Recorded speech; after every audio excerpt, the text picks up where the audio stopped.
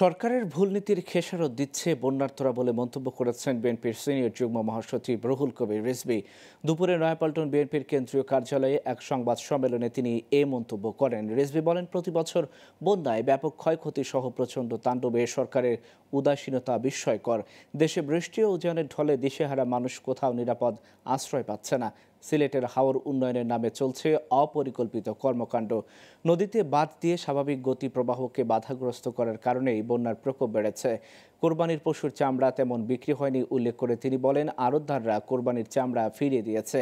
এটাও সিন্ডিকেট বাসদের কারসাজি। রিজভী আরও বলেন, দেশের প্রধান শরণার্থী সমস্যা এখন রোহিঙ্গা।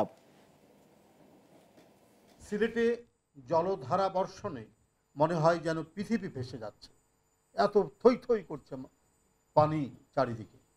প্রতি বছর পুরো বন্যায় ব্যাপক ক্ষয়ক্ষতি সহ প্রচণ্ড তাণ্ডবে সরকারের উদাসীনতা বিস্ময়কর। একই অঞ্চলে প্রতি বছর বন্যা হওয়ার পরেও আর্লি ওয়ার্নিং সিস্টেম, যেটা তারা বলেছিল, সেই আর্লি ওয়ার্নিং সিস্টেম গড়ে তুলতে সক্ষম হয়নি সরকার।